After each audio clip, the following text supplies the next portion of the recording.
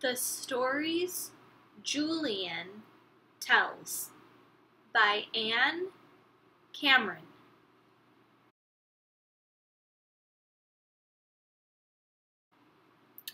Gloria, who might be my best friend.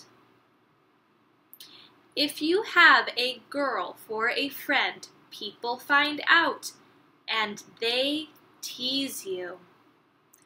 That's why I didn't want a girl for a friend, not until this summer when I met Gloria. It happened one afternoon when I was walking down the street by myself. My mother was visiting a friend of hers, and Huey was visiting a friend of his. Huey's friend is 5, and so I think he is too young to play with. And there aren't any kids just my age. I was walking down the street, feeling lonely.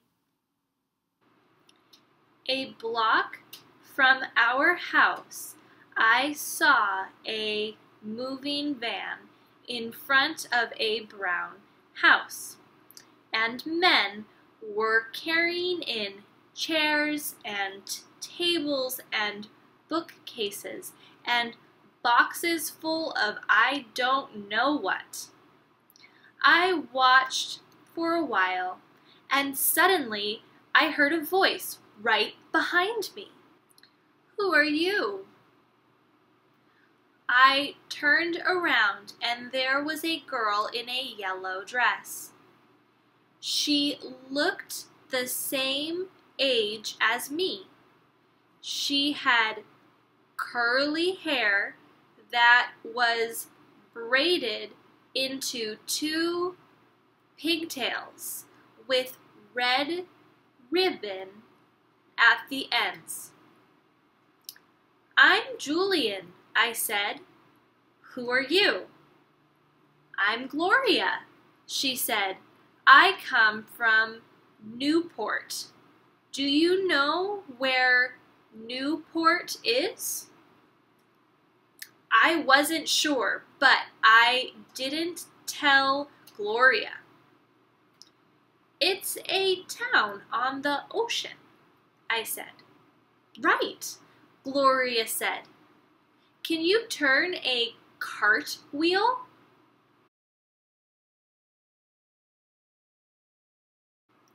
She turned sideways herself and did 2 cartwheels on the grass. I had never tried a cartwheel before, but I tried to copy Gloria. My hands went down in the grass. My feet went up in the air, and I fell over.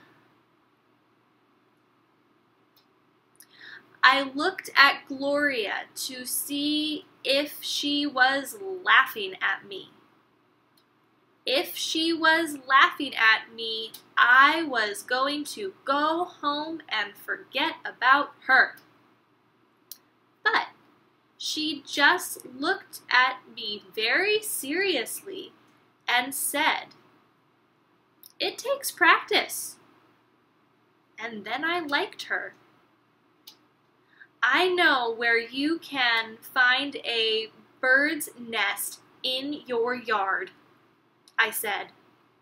"Really?" Gloria said. "There weren't any trees in the yard or any birds where I lived before."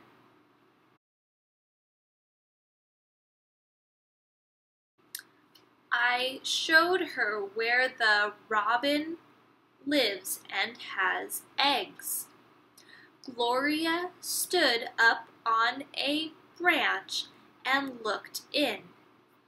The eggs were small and pale blue. The mother robin squawked at us, and she and the father robin flew around our heads. "They want us to go away," Gloria said.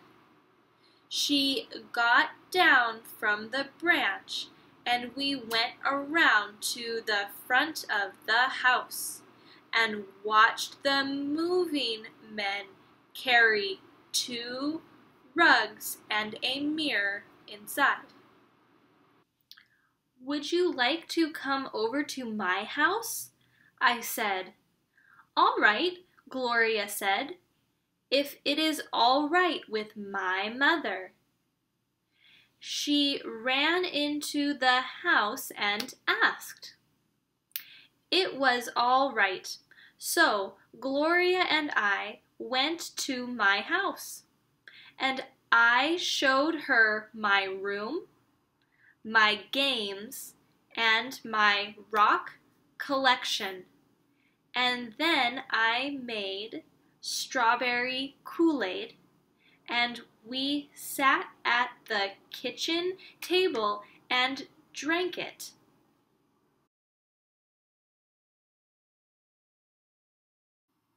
"You have a red mustache on your mouth," Gloria said. "You have a red mustache on your mouth, too," I said. Gloria giggled, and we licked off the mustaches with our tongues. "I wish you'd live here for a long time," I told Gloria. Gloria said, "I wish I would too." "I know the best way to make wishes," Gloria said. "What's that?" I asked. "First, you make a kite. Do you know how to make one?" "Yes," I said, "I know how. I know how to make a good kite because my father taught me." We make them out of 2 crossed sticks and folded newspaper. "All right," Gloria said, "that's the first part of making wishes that come true. So let's make a kite." We went out into the garage and spread out sticks and newspaper and made a kite. I fastened on the kite string and went to the closet and got rags for the tail. "Do you have some paper and 2 pencils?" Gloria asked, "because now we make the wishes."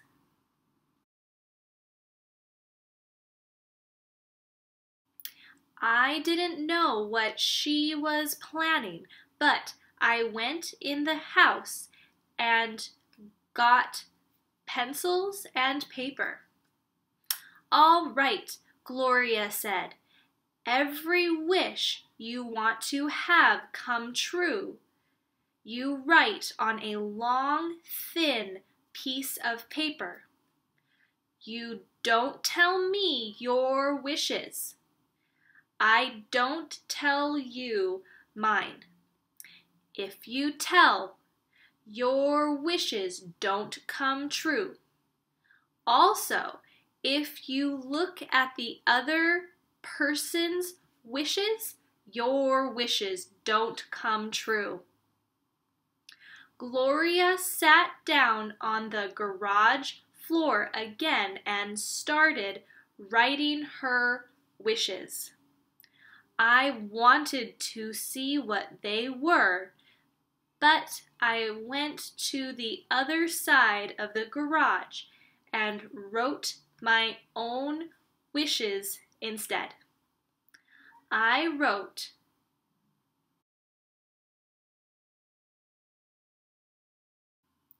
number 1, I wish I could see the catalog cats. Number 2, I wish the fig tree would be the tallest in town. Number 3, I wish I'd be a great soccer player. Number 4, I wish I could ride in an airplane. Number 5, I wish Gloria would stay here and be my best friend.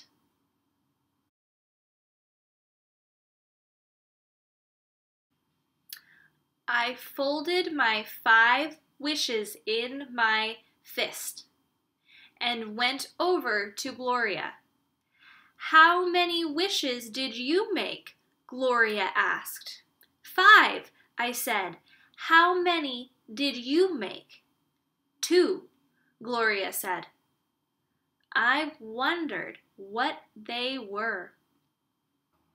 Now we put the wishes on the tail of the kite, Gloria said.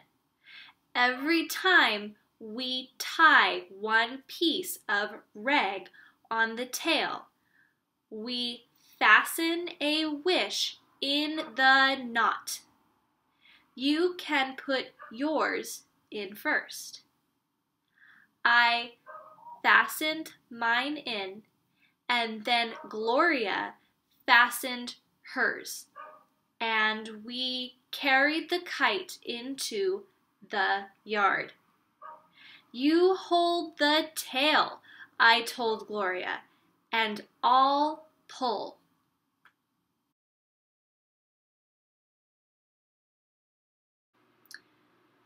We ran through the backyard with the kite, past the garden and the fig tree, and went into the open field beyond our yard.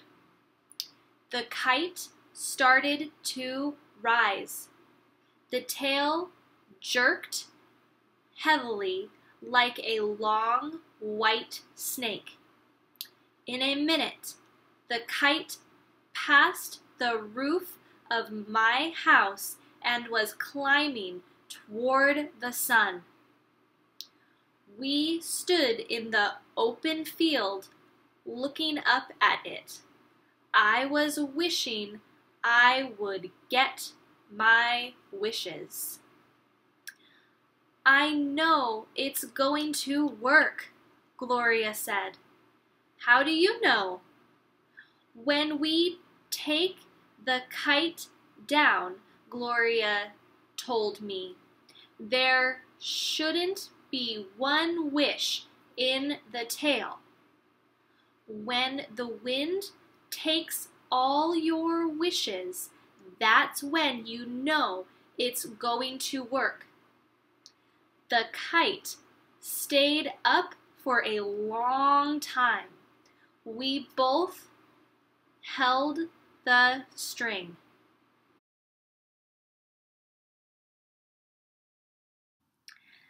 The kite looked like a tiny black spot in the sun, and my neck got stiff from looking at it. Shall we pull it in?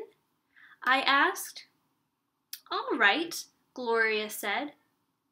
We drew the string in more and more until, like a tired bird, the kite fell at our feet. We looked at the tail. All our wishes were gone. Probably they were still flying higher and higher in the wind.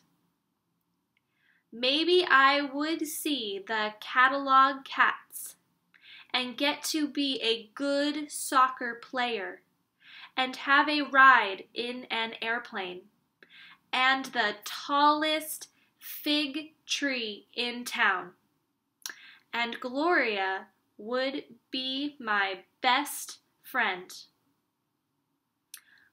Gloria, I said, did you wish we would be friends? You're not supposed to ask me that, Gloria said. I'm sorry, I answered, but inside I was smiling. I guessed one thing Gloria wished for. I was pretty sure we would be friends. The end.